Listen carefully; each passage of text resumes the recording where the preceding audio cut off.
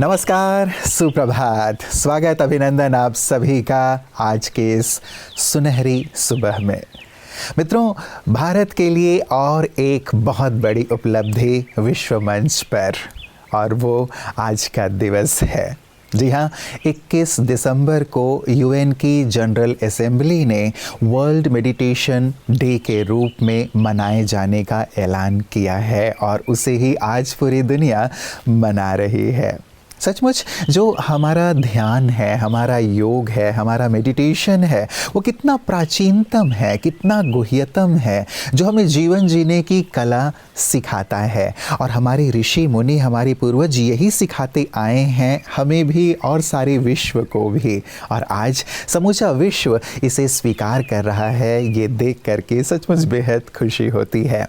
तो हम भी जो हमारे देश की ये पुरातन धरोहर है उसे अपने जीवन में अवश्य अपनाएं मित्रों, क्योंकि जितने ध्यान का, जितने मेडिटेशन का अनुभव हमें होगा, उतना ही तो हम सारे विश्व को दे पाएंगे।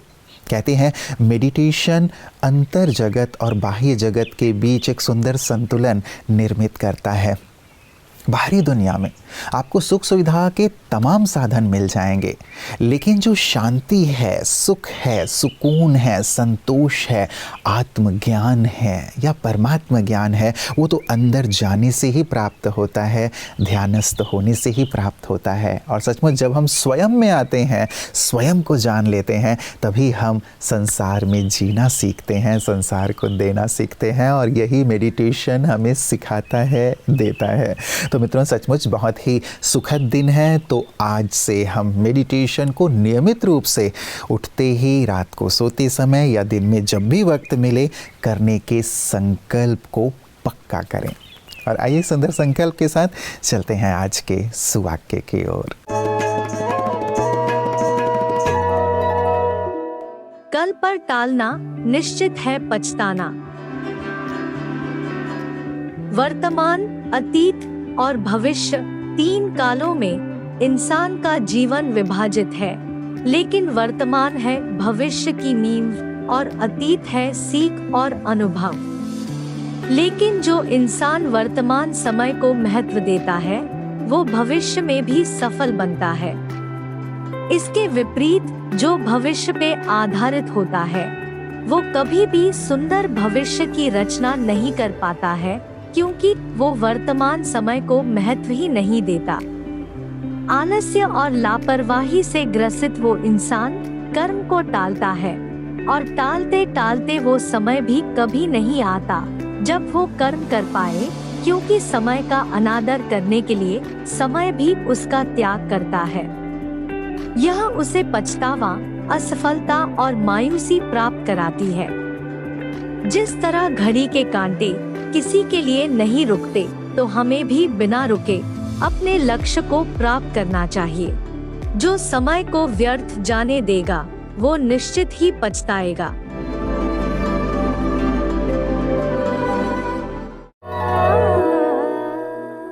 मित्रों, मेडिटेशन से प्राप्त होने वाला दूसरा सुंदर गुण या कला या सौगात मैं कहूँ बी, वो है बैलेंस।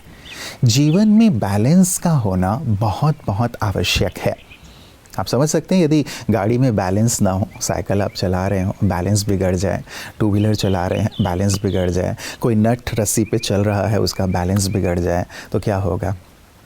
गिरेंगे, नुकसान होगा, एक्सीडेंट होगा, और वो आर्ट नहीं रहेगा।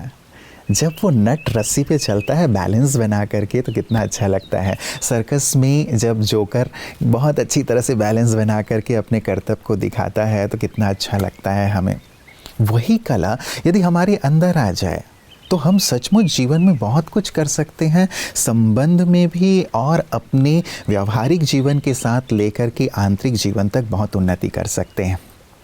हम अंतर जगत और बाह्य जगत में बैलेंस रखना सीखें। हम भौतिकता और आध्यात्मिकता में बैलेंस लाना सीखें। यही मेडिटेशन सिखाता है। वो हमें भौतिकता से दूर नहीं करता, लेकिन आध्यात्मिकता को उसमें ऐड कर देता है, दोनों को साथ लेकर चलना सिखाता है। और जब हम ऐसा करने लगते हैं तो सचमुच जीवन कमाल का हो जाता है, आनंददायी हो जाता है। इसीलिए कहा जाता है कि जब आप अंतर मन से प्रकाशित हो जाते हैं, अर्थात आध्यात्मिक रूप से जागृत हो जाते हैं, तो संसार में कैसे जीना है, कैसे रहना है, वो आप सीख लेते हैं। राजा जनक इसके कितने बड़े उदाहरण हैं। इसीलिए हम मेडिटेशन करते हुए इस बी को भी अपने जीवन में अख्तियार करते हुए आगे बढ़ें। ओम शांति दोस्तों, जैसे हम बात कर रहे थे कैसे आत्मा की सातों चैतन्य आत्मिक ऊर्जाएं शरीर के हर सेल के लिए आवश्यक है। जैसे ब्रेन के लिए विशेष ज्ञान की आवश्यकता है, ब्रेन को हर के ज्ञान की आवश्यकता ही नहीं है, पवित्रता भी चाहिए, शांति भी चाहिए, सत्य और निस्वार्थ प्रेम भी चाहिए, अतीन्द्रिय सुख आनंद भी चाहिए, शक्ति आठों शक्तियाँ भी चाहिए, किंतु विशेष ज्ञान चाहिए। जैसे हमने चाय की एग्जाम्पल देके बात की थी, इसी तरह से जो पांचों कर्मेंद्रियाँ हैं हमारी, आँख, नाक, कान, मुख और त्वचा हमारे सारे शरीर पर है, शरीर के अंदर भी है, हमारे मुख में, हमारी आंतों में, सांस की नाली में, हमारे लंग्स में, हमारे यूरिनरी ट्रैक्ट में, सब जगह अंदर बाहर पूरी स्किन हमारी, अंदर भी बाहर स्किन है, बाहर भी स्किन है। और इसका पूरा कनेक्शन, और साथ में हमारा इम्यून सिस्टम, हमारी रोग प्रतिरोधक क्षमता कहें, इम्यून सिस्टम जो सारी बॉडी में फैला हुआ है, उसका कनेक्शन जो आत्मा पवित्रता की एनर्जी से इस हमारे इम्यून सिस्टम और पांचों कर्मेंद्रियों को नरिश करते। जितना अधिक हम पवित्रता की गहराई हमारे तन, मन, संबंध, संपर्क और स्वप्न तक भी जितनी हमारे अंदर पवित्रता, अर्थात हम अपने को आत्मा समझ करके दूसरे को भी आत्मा रियलाइज करते हुए, महसूस करते हुए व्यवहार करते हैं, इसी को हम पवित्रता कहते हैं। तो दोस्तों, जितना अधिक हमारा व्यवहार लगाव, झुकाव, प्रभाव, टकराव से मुक्त होता है, उतना अधिक हमारा इम्यून सिस्टम स्ट्रांग होता है, हम इमोशनली स्ट्रांग होते हैं, हमारी emotional immunity, psychological immunity strong होती है, हमारी आँखें, नाक, कान, मुख और त्वचा भी प्रॉपर अपने ढंग से कार्य कर पाती है, और हमारी हम हेल्दी रह सकते हैं। और दोस्तों, फिर हमारा जो लंग्स है, हमारा जो रेस्पिरेटरी सिस्टम है, जो तीसरी एनर्जी वो है शांति। तो जितना अधिक हम दोस्तों शांत रहते हैं, अर्थात हम पास्ट में अभी तक जो बीता उसको फुल स्टॉप लगाकर अपने सत्य में टिक करके परम सत्य परमात्मा से कंबाइन, अर्थात थॉट स्पीड बहुत स्लो हो जाती है, थॉट्स सिर्फ पॉजिटिव थॉट्स रहते हैं। दोस्तों, हमारे हम लंग्स को नरिश करते हैं, जिससे कि हमारा सांस, रेस्पिरेटरी सिस्टम, हमारी ब्रीदिंग स्लो रिदमिक हो जाती है, डीप ब्रीदिंग होती है और स्लो होती है। जैसे सांस की स्पीड 14 होती है, इसकी बजाय हम सांस की स्पीड हमने एक्सपेरिमेंट करके देखा, 1 मिनट में 8 भी हो जाती है, 8-9 भी हो जाती है। एक ही हफ्ते में अगर आज योगा का अभ्यास करते हैं, उससे हमारी आयु बढ़ जाती है, क्योंकि हमको सांस गिन के मिलते हैं, साल गिन के नहीं मिलते हैं। तो दोस्तों, अगर हम शांति का प्रयोग करते हैं, जीवन में शांति का व्यवहार करते हैं, तो हमारी आयु, योग से हमारी आयु बढ़ जाती है। अगर इसके बजाय हम चिंता, गुस्सा करते हैं, तो हमारी आयु घट जाती है, काले मृत्यु हो जाती है। तो दोस्तों, याद रखें, पवित्रता से हमारा इम्यून सिस्टम और पांचों कर्मेंद्रियाँ, और शांति से हम लंग्स को, रेस्पिरेटरी सिस्टम को नरिश करते हैं। ओम शांति। मेडिटेशन हमारे एटीट्यूड को पूरी तरह बदल देता है, और आप जानते हैं कि एटीट्यूड ही हमारे जीवन में सुख, शांति और सफलता का आधार है। यदि व्यक्ति किसी व्यक्ति के लिए या परिस्थिति के लिए नेगेटिव एटीट्यूड रखता है कि नहीं यार, नहीं होगा, ये नहीं बदलेंगे, समाज नहीं बदलेगा, मुझसे कुछ नहीं होगा, यदि इस नकारात्मक प्रवृत्ति का है व्यक्ति, तो आप समझ सकते हैं कि क्या वो जीवन में कुछ पा सकता है, क्या किसी को प्रेरित कर सकता है।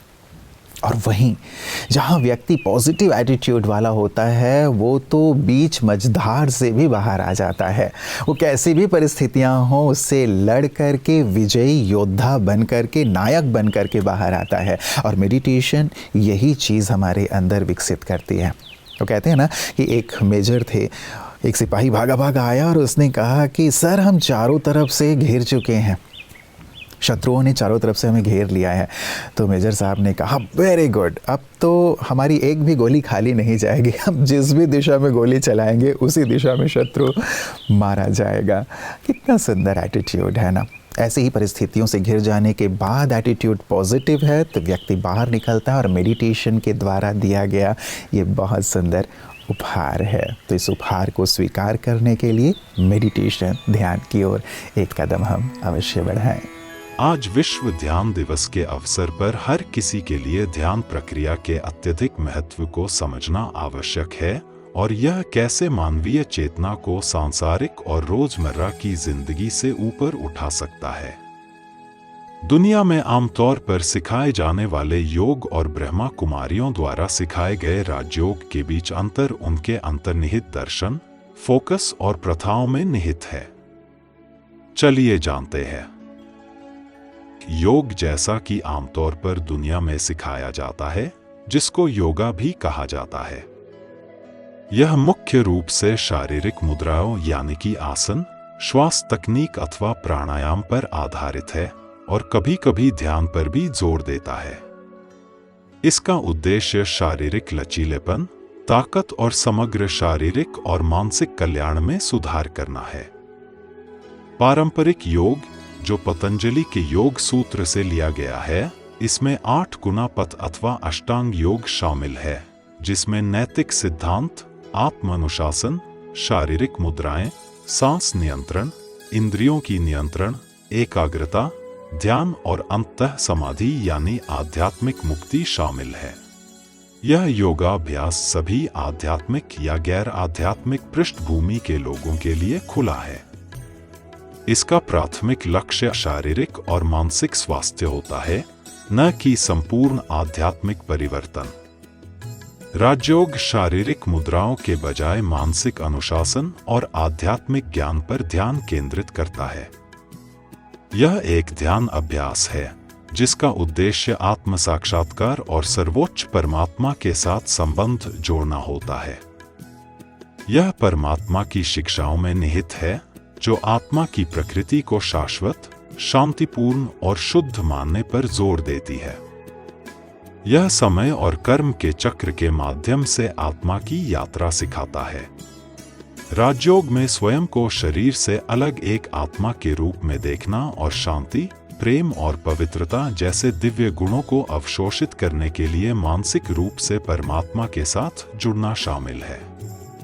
इसमें सात्विक जीवन शैली जैसे कि शुद्ध आहार, विचार और कार्य, ब्रह्मचर्य अपनाना और जीवन को आध्यात्मिक मूल्यों के साथ जोड़ना शामिल है। राजयोग का अंतिम उद्देश्य स्थायी आंतरिक शांति, नकारात्मक कर्म प्रभावों से मुक्ति और आध्यात्मिक सशक्तिकरण की स्थिति का अनुभव करना है। राजयोग वर्तमान संक्रमण काल के बाद आने वाले स्वर्ण युग, सतयुग की तैयारी पर भी जोर देता है। ऐसा भी कहा जा सकता है कि राजयोग का लक्ष्य है इंसान को देवता बनाना। आइए इस विश्व ध्यान दिवस पर एक नई शुरुआत करें। ध्यान को अपनी जीवन शैली का हिस्सा बनाएं और एक बेहतर कल की ओर चलें। मेडिटेशन आपको संतुलित मन का मालिक बना देता है। आप यदि मन के मालिक बन गए तो पूरी दुनिया आपकी मुट्ठी में, इसीलिए कहते हैं मन जीते जगत जीत। यदि आपने मन को जीत लिया ना, आप पूरी दुनिया जीत लेंगे। और ये मेडिटेशन आपको सिखाता है। आप पहले दिन से ही अनुभव करेंगे कि कैसे आपका मन नियंत्रित होने लगा है, कैसे आपका मन आपका मित्र बन गया है। तो सचमुच मित्रों, ये केवल ABC नहीं, आगे के लिए आपके लिए होमवर्क है कि D से क्या है, E से क्या है और कैसे ये प्राप्तियां कराता चलता है। मेडिटेशन आप इस पर ज़रूर विचार कीजिएगा। मैं तो बस इतना ही कहूँगा कि सचमुच विश्व आज जागा है। विश्व ने हमारी पुरातन जो धरोहर है, राजयोग है, मेडिटेशन है, उसे स्वीकार किया है। आए हम भी इसकी ओर बहुत ठोस कदम उठाएं और इससे होने वाली जो प्राप्तियां हैं, जो सचमुच अनगिनत हैं, असीमित हैं, जो जीवन को बदल देने वाली हैं, उसे हम अपने जीवन में लाएं, अपने जीवन को श्रेष्ठ बनाएं और औरों को भी मेडिटेशन करने के लिए प्रेरित करें। तो एक बार पुनः आप सभी को वर्ल्ड मेडिटेशन डे की हार्दिक शुभकामनाएं और बधाइयाँ।